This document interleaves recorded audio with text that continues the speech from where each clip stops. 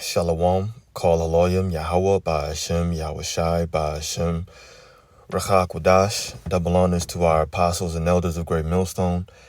Peace and blessings to the elect.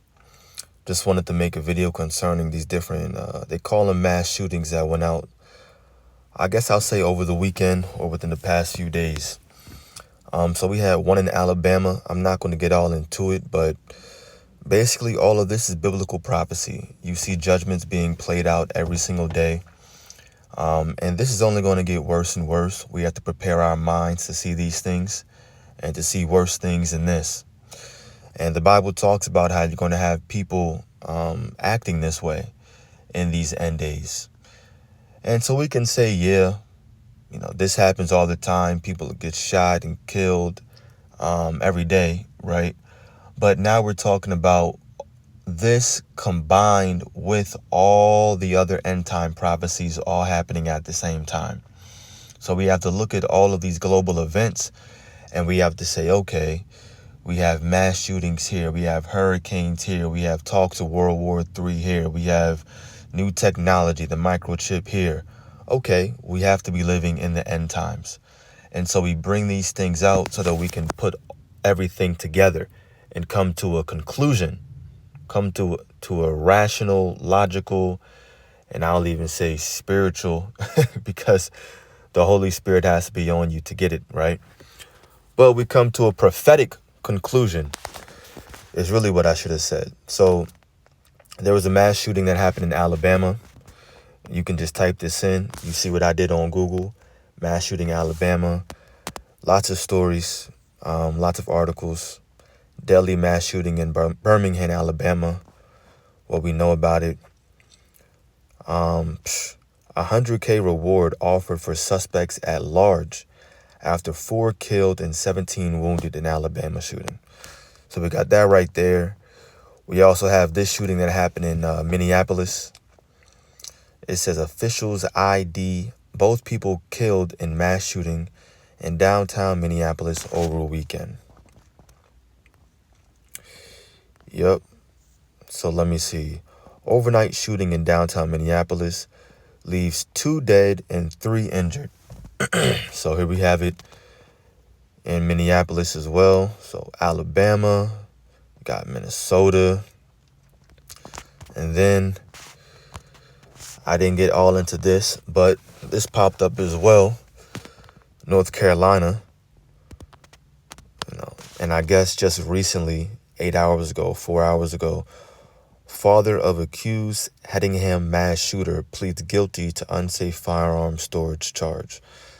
So I guess they're getting the teenager and his dad based on what happened.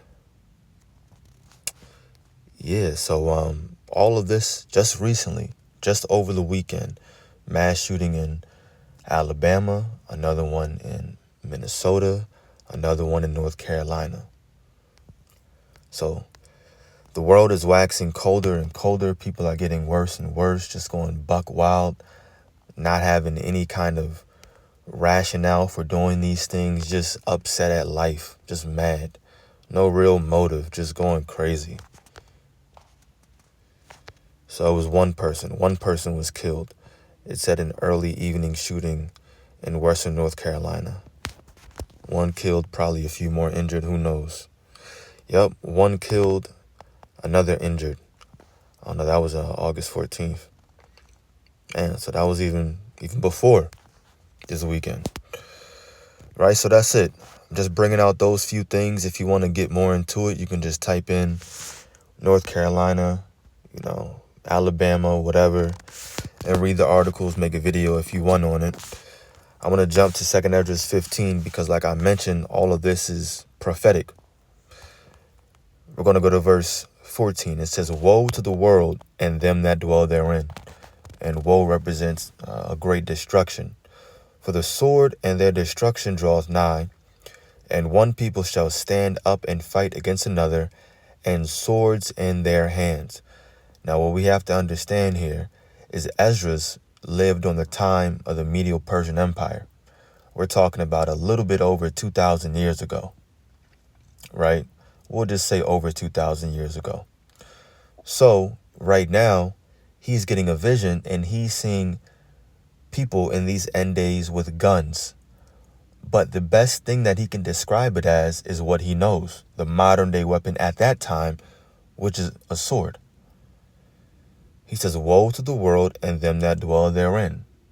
Talking about an end time prophecy here. And he said he sees people standing up and fighting against one another with swords in their hands. So the modern day weapon today is a gun, and that's what he saw. And he described it as a sword, because that's the best thing that he could do. For there shall be sedition among men, and invading one another. They shall not regard their kings nor princes, and the course of their actions shall stand in their power. So this is happening around certain, we'll call it third world countries, but this is most definitely going to happen here in Babylon the Great. Right now, we're just in the beginning of sorrows. So this specific prophecy hasn't played out yet, but it will. You're going to have people not regarding, it says they're kings or princes, but that's nothing more than your government, your Senate, your policemen, the people that are actually in power, making decisions. And this is going to happen during the time of Jacob's trouble, when people are just losing it because there's a famine, lack of bread, lack of water, food and water, I'll just say. And because of that, it's going to spiral into all these other different catastrophes.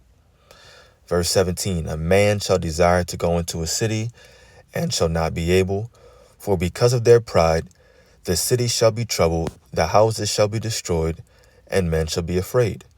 A man shall have no pity upon his neighbor, but shall destroy their houses with the sword and spoil their goods. Remember, that's the gun. Because of the lack of bread and for great tribulation. So because of the lack of bread, meaning the famine, because of great tribulation, aka you losing your job, you losing your retirement money, all the money that you had saved up in your savings account gone. Because of all these things, people are going to have no pity on their neighbor, whether you were friends or not, family, doesn't matter. It says the houses are going to get destroyed, going to get robbed, spoiled. These are the times that we're coming into. And right now, we're just in the beginning of sorrows, as it says. And people are going to continue to wax worse and worse. And we can read about that in Matthew 24.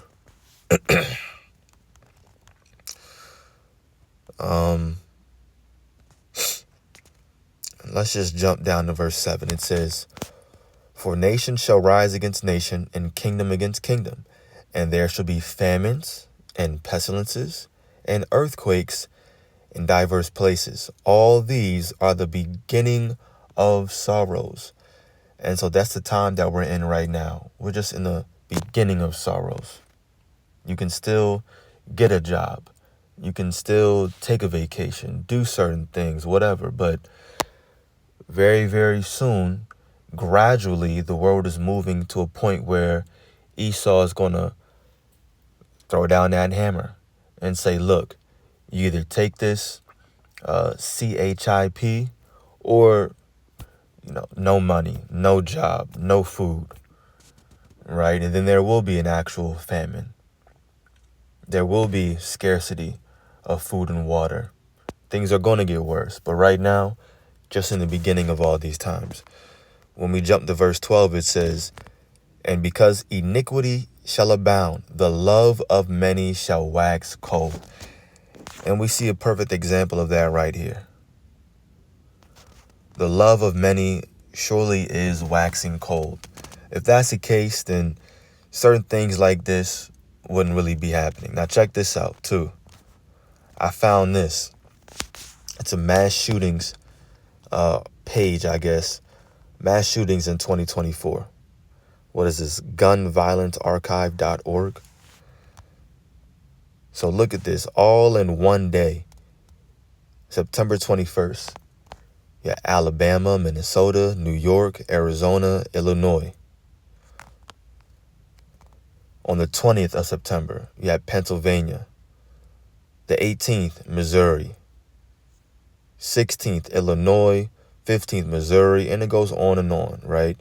You add 3 on the 14th, Kentucky, Texas, Alabama. These are all mass shootings that happen just this month alone. Look at this.